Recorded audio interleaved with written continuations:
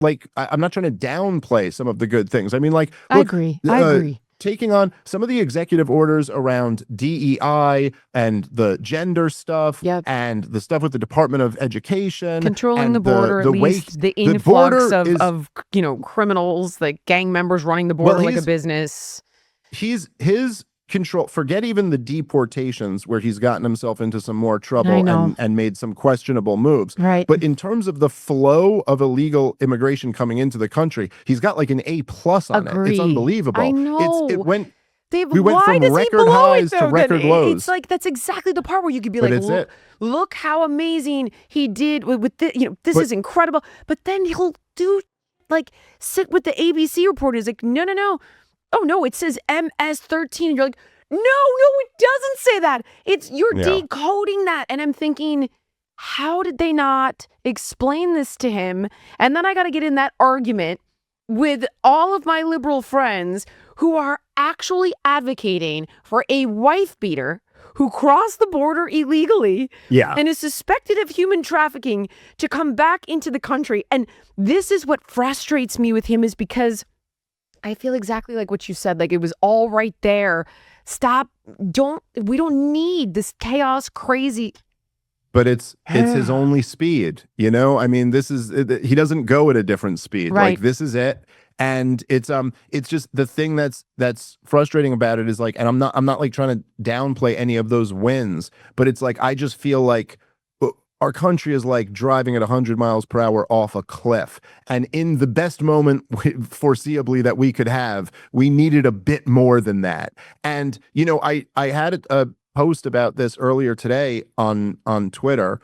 And I really try my best, I try to call balls and strikes and just be fair with all these people. And it does, as I've started getting kind of like bigger, there's a weird dynamic where I start like knowing some of these people, and that does make it a little bit more challenging. So like I know Bobby Kennedy. It was like hard for me to criticize him about stuff because like I like him. Yeah, he's been so cool to me. Like he's really gone out of his way to be just a great person to me.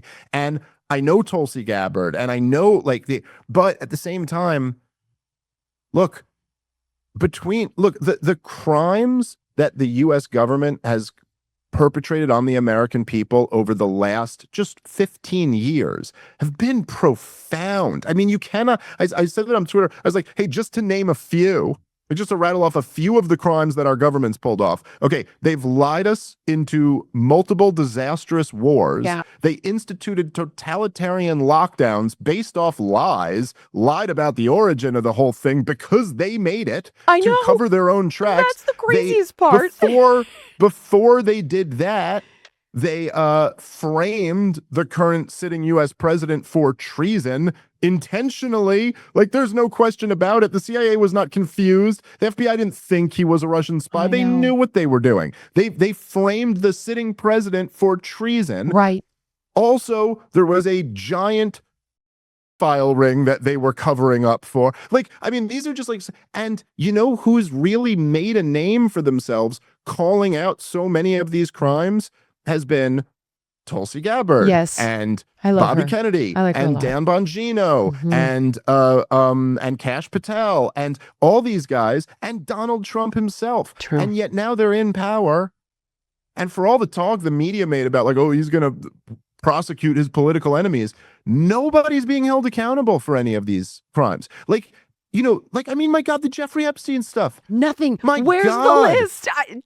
Forget the list. By the way, this is such an awkward thing to say, but I said this on Lex Friedman's podcast, and I feel like I haven't heard enough people saying this, but it's such an uncomfortable thing to have come out of your mouth. But it's like, okay, but not even where's the list? Where's the tapes?